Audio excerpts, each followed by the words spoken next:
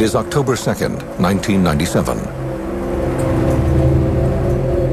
Retired Air Force Captain Yorange Holanda is in his expensive home in Cabo Frio, Brazil. The former pilot and parachutist retired in 1992, but since then has struggled with illness. Captain Holanda had been suffering a chronic depressive disorder since the early 1990s. In my personal view, this depressive process originated from something that he had experienced a long time ago in the Amazon.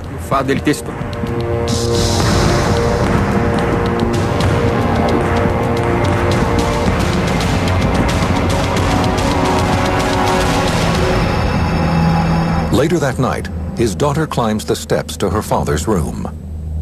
She finds a shocking scene. Her father is dead. He appears to have strangled himself.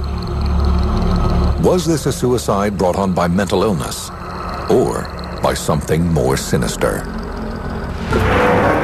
Just 2 months earlier, the captain had given this exclusive interview to UFO researchers A.J. Gevaerd and Marco Petit. Both men study and document UFO incidents. This object went to Colares, then kept going as if it covered the Amazon in strips. There was an intelligence doing this. 4 months into the operation, they ordered us to stop. Some UFO experts maintain that Captain Holanda did not kill himself, but was murdered because he'd said too much about a series of frightening UFO encounters, some allegedly fatal, which took place in the Amazon jungle 20 years earlier. He gave eyewitness testimony based on his work as a military man who commanded one of the most serious operations in the world of ufology. There is something very strange that the Air Force doesn't want revealed. I don't believe it was suicide. Holanda's death is connected to something beyond the normal. He left a very clear message that we are being visited.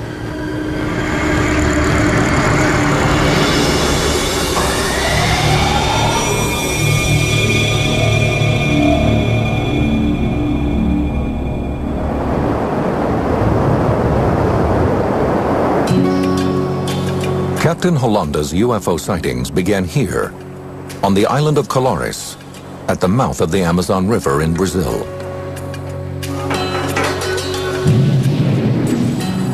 Though it is only a 2-hour drive from the bustling city of Belém, it is a world away in terms of culture and technology. They are poor people. They are fishermen and farmers, people who lead a very peaceful life.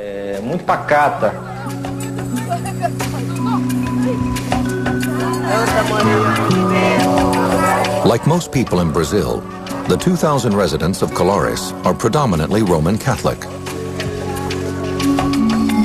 But the island's remoteness has given rise to many local superstitions. They believe the island is mysterious, that a lot of phenomena occur there. The people of Colares have their legends and their traditions. 78-year-old Emilio Campos Oliveira is a longtime resident of the island. Nearly 30 years ago, he was part of an extraordinary and disturbing series of events that transformed life on Colares forever. I could feel it once the light went away. I felt the burning. It was here. The mark was kind of a circle. It was red in the middle of a black spot.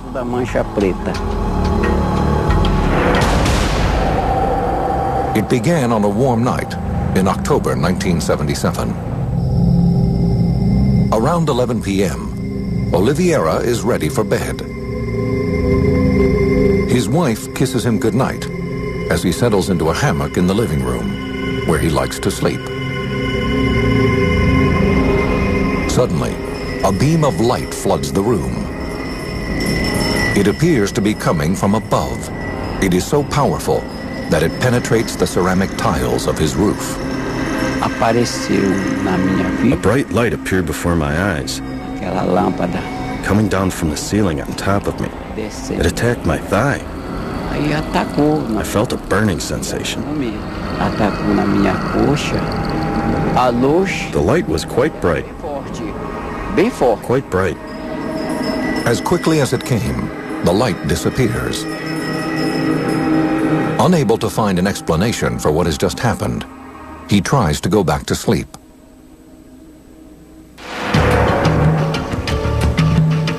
Days later, at about 8 p.m., 24-year-old Orivaldo Malaquias Pinheiro, a local fisherman, sets out with a friend for some night fishing. I was on the beach and we were throwing out the net, but the net wasn't catching anything. So we pulled it back in and left to see if we could find another position, to see where we could catch some fish. The two fishermen wait patiently for their catch. Suddenly, Pinheiro's friend notices a low-flying, bright light in the sky. There was no noise, no smell. He looked out to the sea, and this light was coming from the direction of the sea toward us. We got scared and took off running. The two men race towards town. Panic-stricken, they tell other residents about what they've just seen. They learn that they are not the only ones to experience these mysterious sightings. In fact, dozens of people say that over the past few weeks, they've been chased, as if they're being hunted down and attacked by the lights. 25-year-old dentist Lucia Helena Marquez says she too had a strange encounter on a nearby beach. Aí estávamos ali no mercado. We were at the market and there was a commotion. Houve alvoroço, né, que tava. This object appeared and everyone ran to the seashore. Objeto não identificado. We saw two lights hovering in the air. Lá para a beira-mar. One light would be on and the other would be off. Pelo ar. They kept doing it like a signal. A outra apagava e ficava assim, tipo sinal. The colors that we saw most were red. Red was the brightest color, then green, red, green, and yellow in the back. Depois o verde, era vermelho. Then it just disappeared. Depois sumiu. As residents of Colares struggle to make sense of these strange occurrences, 2 hours away in Belém, 25-year-old reporter Carlos Mendez gets a call in his office. I first heard pieces of information through telephone calls from people linked to the town. They were saying the newspaper should go there because these lights were appearing and the people were becoming very afraid. Mendez, who works for the newspaper O Estado do Pará, calls his photographer. The two men leave for Colares that night. When they arrive, the men are swarmed by residents, wanting to tell their stories about being attacked by strange beams of light.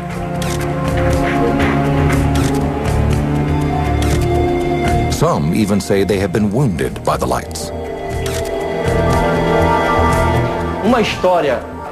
One woman, she was in her house at night when suddenly she saw the brightness. And she noticed that the light was shining on her house. It pierced the roof and lit up the bedroom. The woman says her legs and arms were paralyzed. And the next day, she noticed something strange on her chest. On her breast, there were marks, as if someone had perforated her breast a number of times in the same place with a pin.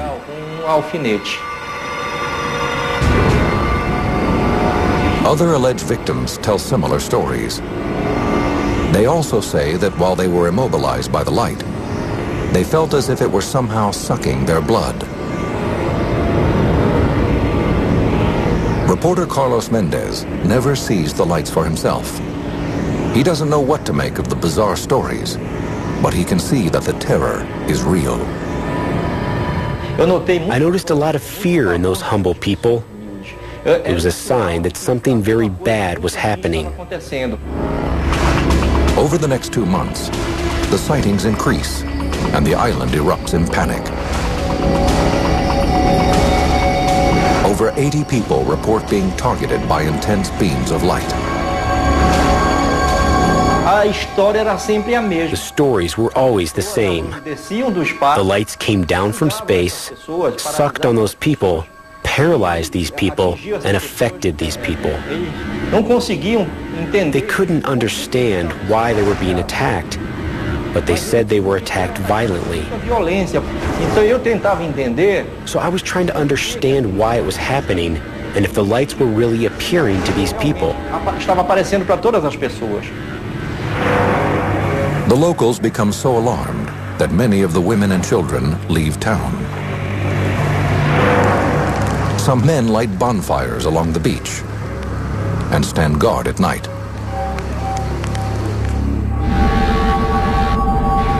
Others stay locked in their homes for fear of being targeted.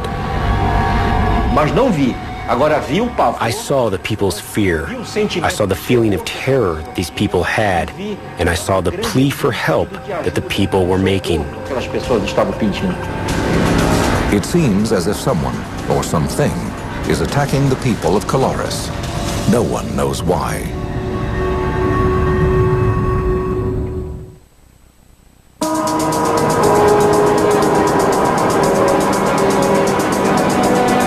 September 1977. Panic has overtaken the remote Brazilian island of Colares, 68 miles north of Belém. Dozens of residents say they've been attacked by strange beams of light, emitted by unidentified objects in the sky. At that time, Dr. Valaide Carvalho is the 24-year-old director of the local healthcare unit. She has been on the island for only 6 months. Over the last few days, the young doctor has seen an increase in her patient load, many of whom claim they have been injured by these unexplained lights. People kept showing up, and I was getting irritated because I thought it was getting to be too much. It was mass hallucination. It was mass delirium. I had more and more cases. I remained skeptical, thinking they had all gone crazy for some reason. The symptoms the doctor sees are all the same. The patients display what appear to be radiation burns, as well as unusual puncture marks. Physician Daniel Rabiso studied the events on Colares. The marks were generally at the thorax level, shoulders, chest, cases on the thigh, the leg, and generally the burn was small. It wasn't very extensive, a maximum of 15 centimeters in diameter. Dr. Valaide observed small papillas as if there were 2 small injections in the location of the wound.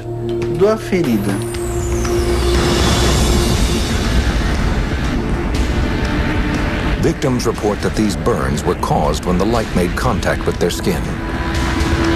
But the wounds are unlike any burns the young doctor has treated before. The marks caused by the burns turned black suddenly, as if they were burns that had been around for 10 days or so. However, many times it had only been 10 minutes since they were made. And the doctor's most disturbing cases are yet to come. In September, she examines a woman whom relatives claim has been attacked inside her home by a bright light. She arrived being carried by family members. She was already in a state of spasms as if she was having cardiac arrest. Her mouth was shut tight, her eyes were closed, she had no reflexes at all. Carvalho tries to stabilize the woman's condition, but there's no sign of improvement. There was nothing more we could do. The only thing left was to put her in a car, since we didn't have an ambulance, and drive her to Belém.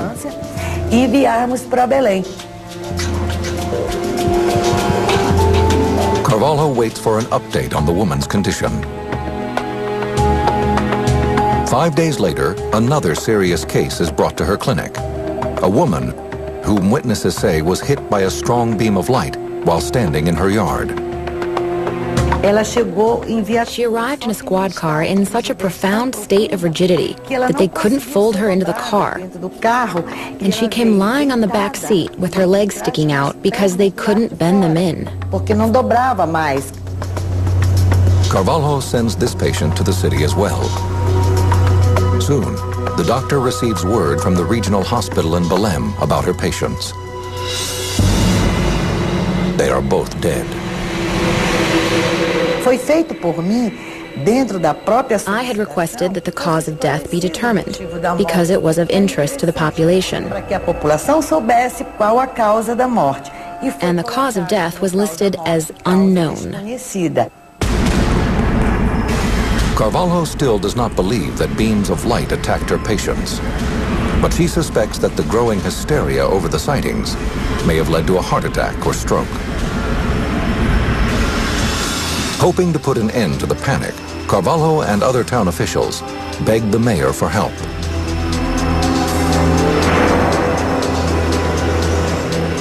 In September, the mayor contacts the Regional Air Command of the Brazilian Air Force, or COMAR.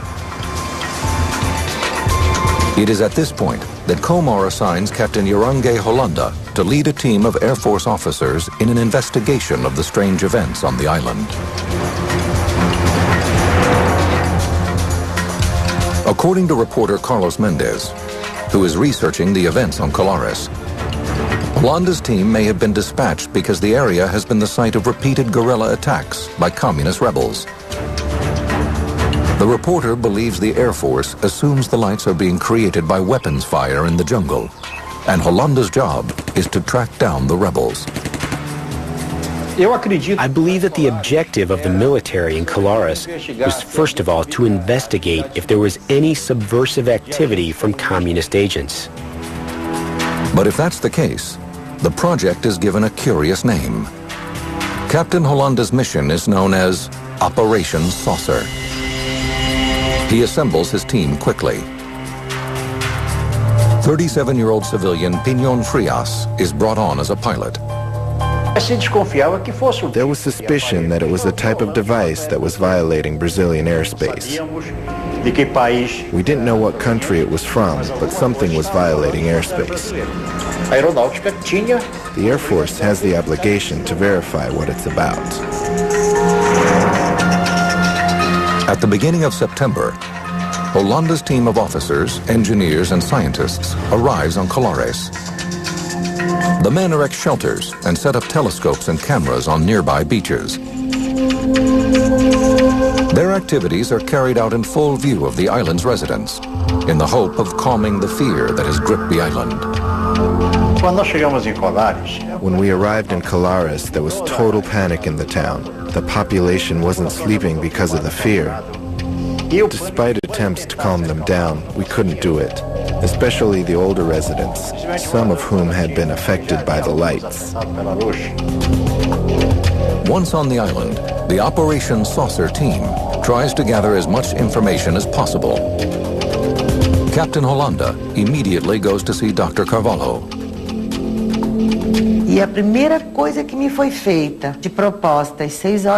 The first thing proposed to me at 6 o'clock in the morning when I received the Air Force entourage was that I tell the community from that point on that all these cases of affected people were mass hysteria. For the doctor, the meeting is an early sign that the Air Force is not interested in seeking the truth, but in covering it up instead. Carvalho refuses to go along with their plan. I couldn't trick a community that expected so much from me, especially support and credibility. Holanda also meets with local eyewitnesses. including then 48-year-old Emilio Campos Oliveira, a resident who says he's been burned on his thigh by the light. They came to see me. They photographed where I was hit. The only ones who saw my mark were people from the Air Force. They saw the mark. The sightings continue throughout the next 4 months. Captain Holanda's team is busy collecting information from witnesses and town officials. Their surveillance equipment is in use 24 hours a day. But the Air Force does not release their findings to the public. Those who think that Operation Saucer will help determine the truth are disappointed. Instead, some believe a cover-up has already begun.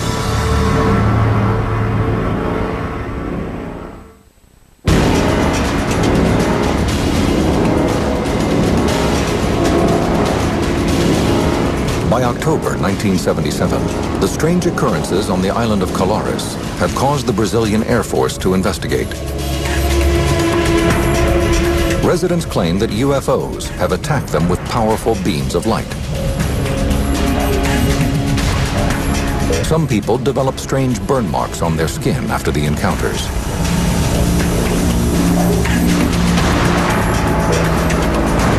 Two women have even died.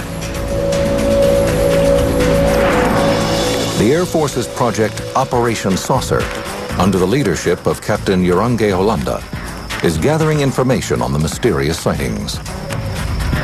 The military did not take weapons to Colares. Their weapons were cameras. Lots of cameras. Over a 4-month period, Holanda and his team take photos and make sketches. These are their actual drawings.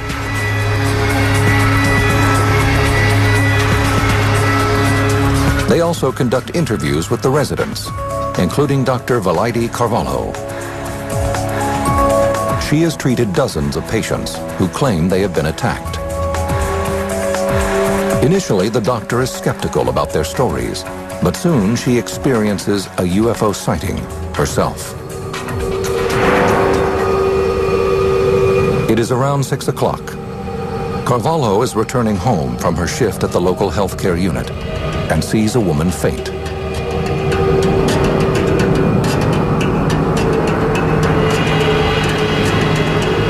I looked up, and that which I had denied, that I didn't believe in, that I thought was the product of delirium, craziness, made-up stories, people wanting attention, I saw the object at the height of approximately a 10-story building.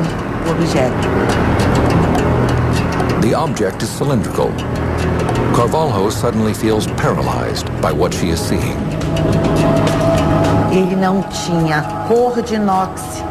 It didn't have the color of stainless steel, or the color of silver, or the color of anything else.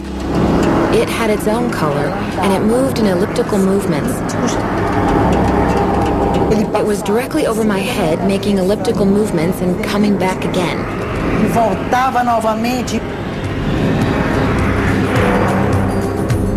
According to statements from witnesses, at this exact time, the Air Force picks up a signal on the radar his men have set up on a nearby beach. As the team scrambles to focus their telescopes and cameras, the object disappears. It turned toward the bay and headed out to sea. Holanda and his team continue their surveillance on Colares. They collect over 500 photographs and 15 hours of film, showing what appear to them to be bright lights high in the sky.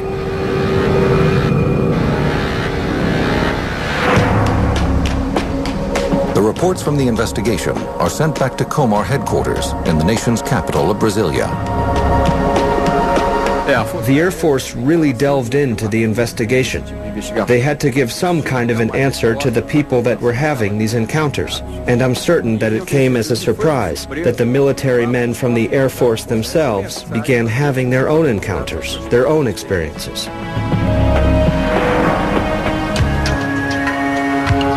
In December 1977, ufologists A.J. Gevaerd and Marco Petit are hard at work writing for the Brazilian publication UFO magazine when they hear about the stories from Colares. The military operation is the first military operation that we know of in Brazil and probably in the world, entirely dedicated to try to understand what was going on here involving the UFO phenomena. Over 3,000 people were interviewed by this military in a 4-month period. That same month, Captain Hollanda is ordered to surrender all materials and return to Comar. The photographs, films, and sketches they collected are kept classified. He was given the order to shut down the Operation Saucer immediately. He was a military, he didn't ask much question. One of the things that most shocked me and the other colleagues was the fact that at the end of December in that year of 1977, when the encounters were becoming increasingly fruitful, the order came, and to this day no civilians know who it came from, saying that the operation was terminated.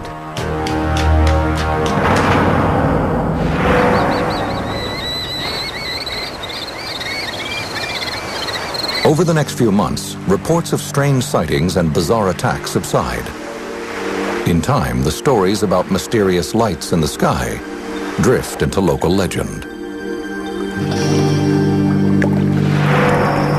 For the next 30 years, Operation Saucer is kept under wraps, but Captain Hollanda does not remain silent forever.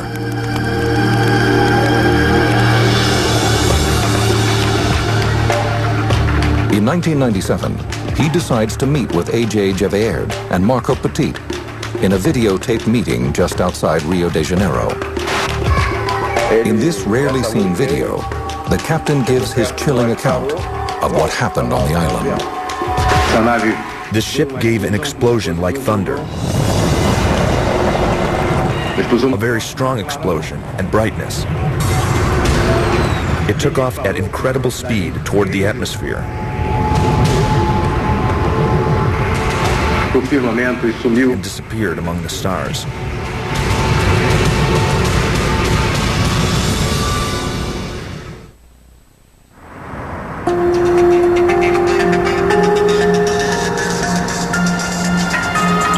In 1977, the Brazilian Air Force's UFO investigation, called Operation Saucer, generates a massive report which sits in classified government archives for over 20 years.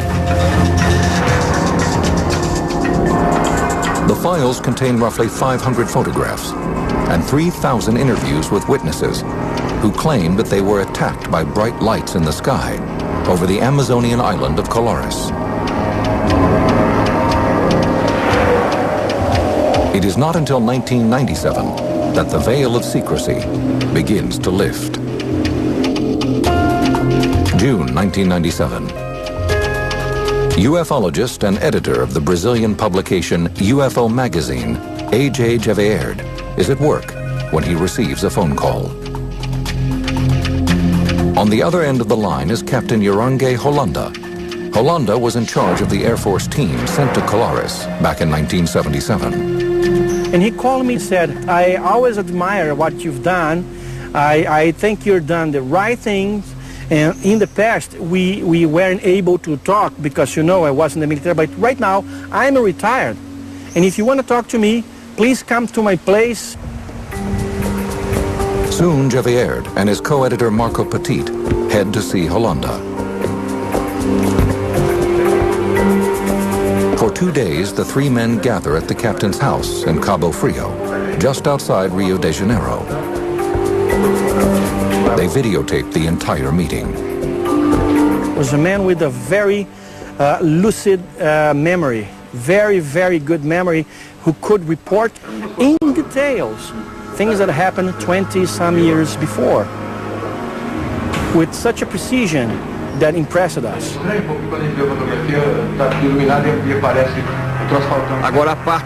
The most important part without a doubt, is his description of the encounters he had with these ships. He came face to face with ships that sometimes were 100 meters in diameter, of varied shapes, and that really placed him in a situation that few people, in global terms, had the opportunity to witness.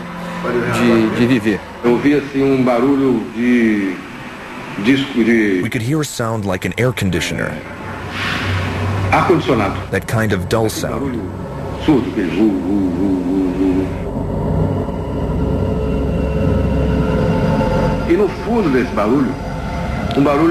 And deep inside the sound, there was a clicking noise. Like the sound of a ratchet. This noise coming from the ship was very clear. Hollanda describes in detail 3 different encounters with alien spaceships. These are the drawings he made to depict his first encounter.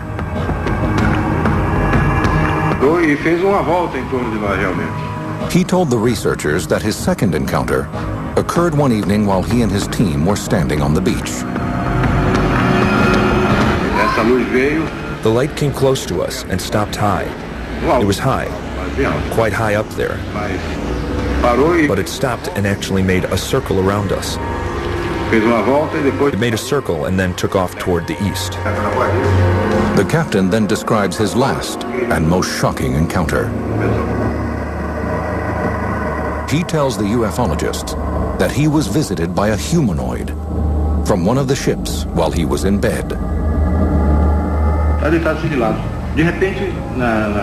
I was lying on my side. Suddenly, a very powerful flash lit up the room. I was startled. I heard a strange thing, and immediately afterward, there was a being behind me, hugging me. It was a rather strange situation. The captain then goes on to describe the alien. It was 1.5 meters tall, more or less, dressed in a suit resembling an astronaut or a diving suit. It was kind of soft. It wasn't very tight. I didn't see the face. It had a mask that was lead gray, and I couldn't tell the details of the face. I didn't see any eyes. I didn't see any shape. Hollanda also tells the researchers that the alien spoke to him. I was very frightened. And that thing behind me, hugging me, squeezing me. And it spoke into my ear in Portuguese. With a sound. It seems like a computer, that metallic voice.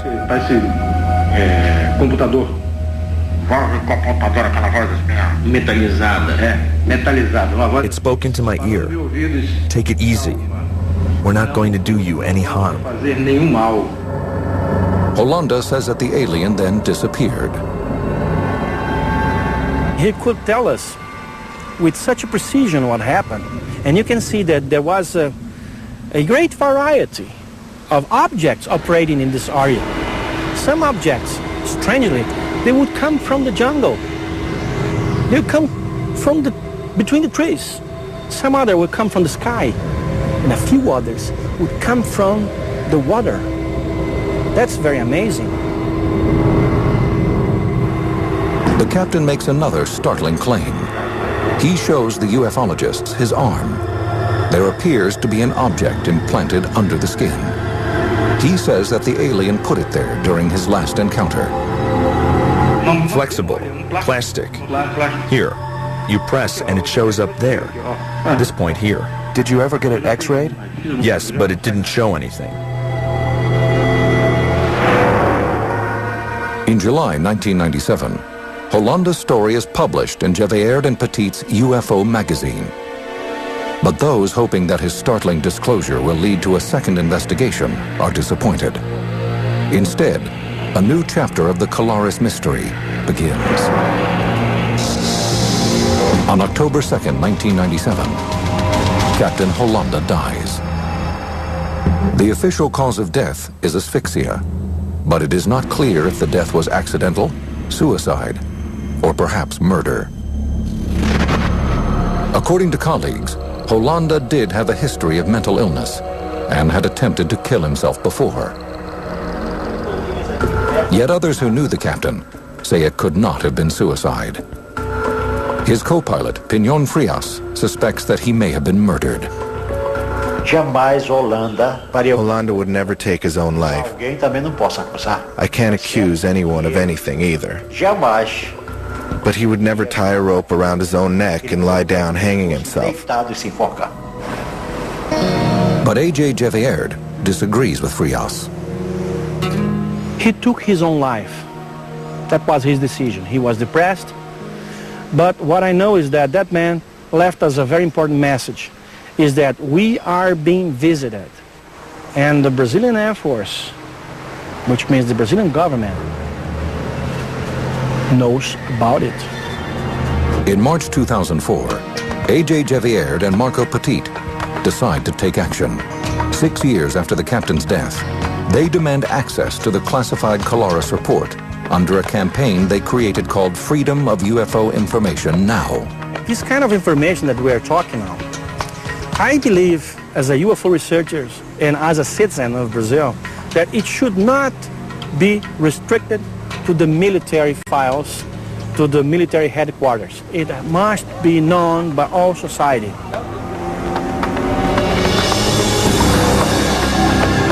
In the Air Force archive, Gevierd and Petit will find these sketches and photos made by Holanda and his team. Records that have been hidden for over 30 years.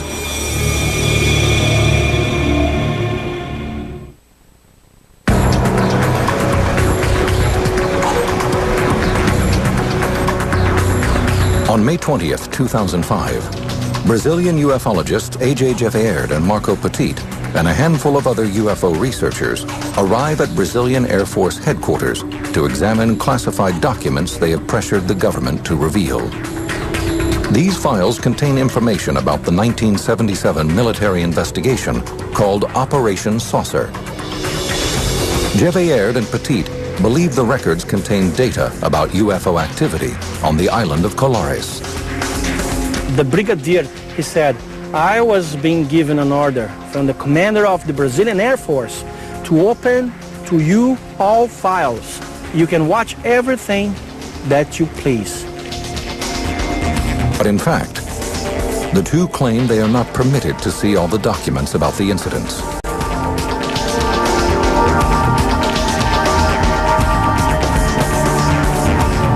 These are some of the photos they examined.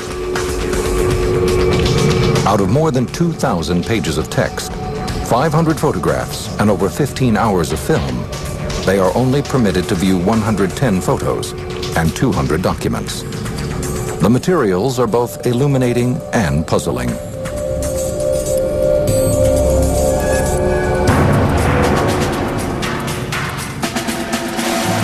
They reveal that the Brazilian government devoted a great deal of time investigating the sightings.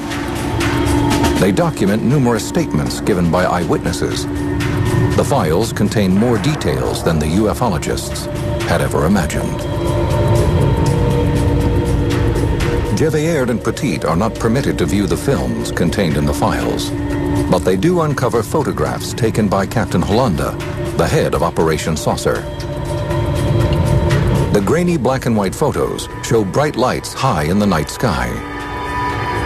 In ufology, a picture is not worth 1,000 words.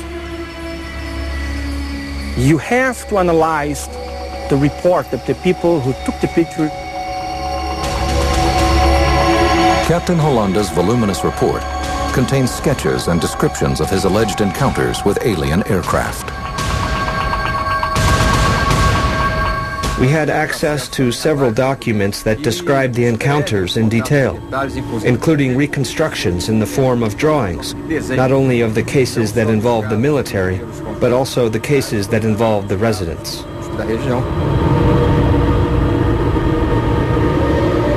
The documents describe several different encounters with the mysterious lights. The UFOs could come closer to people, and sometimes they could get small, shrink it, or enlarge it, get lighter, like more illuminated. The report concludes by describing the burn and puncture marks supposedly caused by the lights. offers no proof that they are connected. The report leaves this and many other questions unanswered. It does not attempt to determine the source of the lights or try to debunk the speculation that they came from alien aircraft.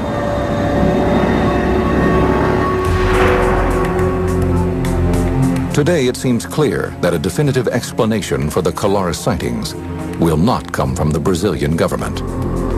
Officially, the Air Force states that, regarding Operation Saucer, a report was produced with diverse depositions, apparently without any scientific foundation. For the time being, new information may come from the work of independent researchers and ufologists. Physician Daniel Rabiso has studied the Colares sighting since 1985. He began his research by trying to discover other possible causes for the burn marks found on victims. There was a suspicion that it could have been an animal, maybe a bat. This theory was discarded because when vampire bats bite, they leave marks in the shape of an O. It is a bite and it bleeds a lot. There was no bleeding in this case. Rabiso also considered the theory that the sightings on Colares could be attributed to mass hallucination. It was thought that it could have been mass panic, self-mutilation, that people were scratching themselves, hurting themselves. This also wasn't what happened. Rabiso's research suggested that the wounds were not self-inflicted. What it seems is that there was very intense radiation that paralyzed the nervous system, and the light must have extracted something. Rabiso also looked into possible sources for lights that were seen on the island.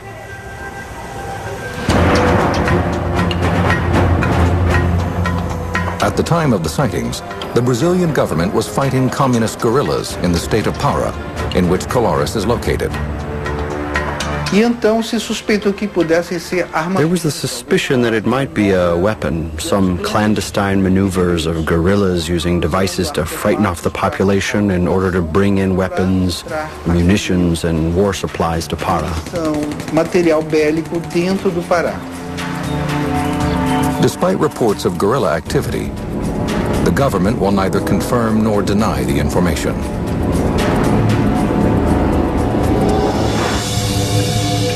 Reporter Carlos Mendez, who covered the events on Colares, has no explanation for the strange lights the islanders described. But he believes that the remoteness of Colares and the superstitions of its inhabitants may have played a role in keeping the stories about UFO sightings alive. The people were shocked, frightened. The people of Colares have always lived with legends, with folklore from the countryside. This is typical of the Amazon. Today, the mystery remains. What was flying in the skies above Colares? And why did people think they had been attacked by beams of light? Eles estavam retirando, provavelmente, material biológico, provavelmente sangue mesmo. I believe that they were extracting biological material, probably blood, so that they could create vaccines and develop some protection for their own bodies, for their own civilization. So that when the day arrived of final contact with mankind, they would no longer be susceptible to the illnesses and diseases that we humans present. Enfermidades que nós humanos apresentamos. As for Captain Holanda, the head of Operation Saucer, ufologists Marco Petit and A.J. Gevaerd are convinced that he came forward out of a sense of duty. O Coronel Holanda, ele estava convencido que ele não. Holanda was convinced that he couldn't die without telling the story. It was fundamental that we hear from the main protagonist in the story who had commanded the entire investigation. Todo o processo de investigação. He simply said that tomorrow he could be dead. He could be dead and the truth would die with him. And evidently, he didn't want that to happen. He left us a very important message with us. We are being visited.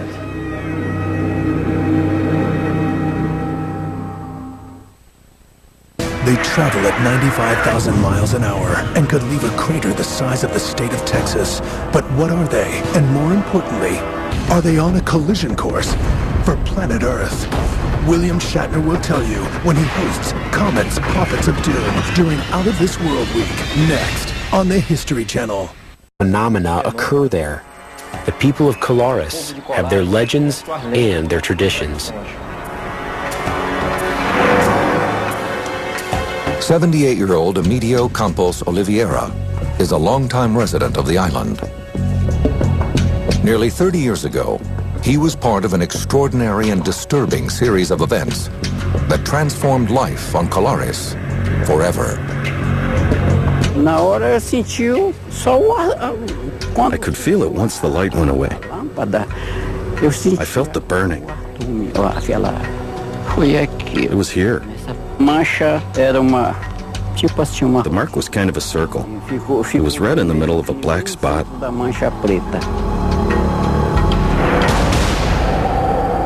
It began on a warm night in October 1977. Around 11 p.m., Oliveira is ready for bed. His wife kisses him goodnight as he settles into a hammock in the living room, where he likes to sleep. Suddenly, a beam of light floods the room. It appears to be coming from above. It is so powerful that it penetrates the ceramic tiles of his roof. A bright light appeared before my eyes, coming down from the ceiling on top of me. It attacked my thigh. I felt a burning sensation. The light was quite bright. Quite bright. As quickly as it came, the light disappears. Unable to find an explanation for what has just happened, he tries to go back to sleep.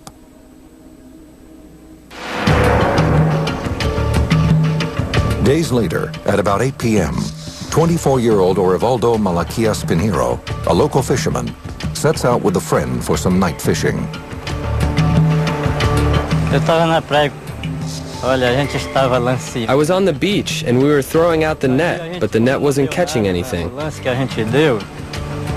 So we pulled it back in and left to see if we could find another position, to see where we could catch some fish.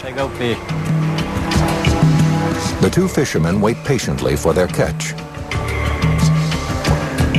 Suddenly, Pinheiro's friend notices a low-flying, bright light in the sky. There was no noise, no smell. Was this a suicide brought on by mental illness, or by something more sinister? Just 2 months earlier, the captain had given this exclusive interview to UFO researchers A.J. Javert and Marco Petit. Both men study and document UFO incidents. This object went to Colares, then kept going as if it covered the Amazon in strips. There was an intelligence doing this. 4 months into the operation, they ordered us to stop. Some UFO experts maintain that Captain Hollanda did not kill himself, but was murdered because he'd said too much about a series of frightening UFO encounters, some allegedly fatal, which took place in the Amazon jungle 20 years earlier. He gave eyewitness testimony based on his work as a military man who commanded one of the most serious operations in the world of ufology. There is something very strange that the Air Force doesn't want revealed. I don't believe it was suicide. Hollanda's death is connected to something beyond the normal. He left a very clear message that we are being visited.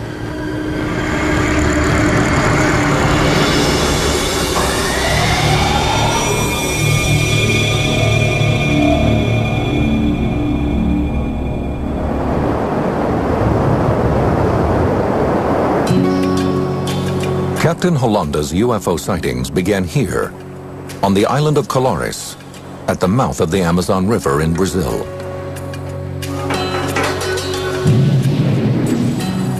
Though it is only a 2-hour drive from the bustling city of Belém, it is a world away in terms of culture and technology. They are poor people. They are fishermen and farmers, people who lead a very peaceful life.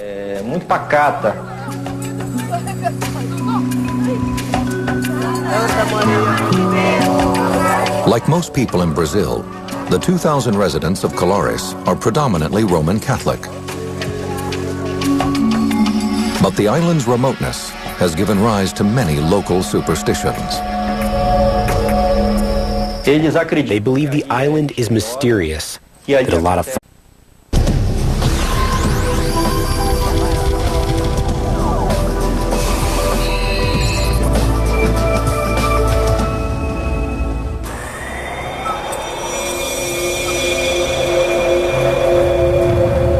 It is October 2nd, 1997. Retired Air Force Captain Yorange Holanda is in his expensive home in Cabo Frio, Brazil. The former pilot and parachutist retired in 1992, but since then has struggled with illness.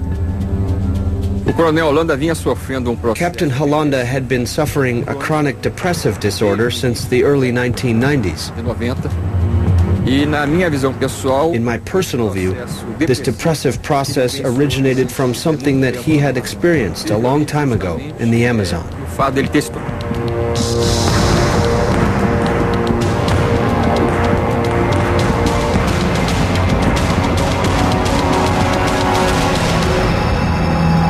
Later that night, his daughter climbs the steps to her father's room. She finds a shocking scene. Her father is dead. He appears to have strangled himself.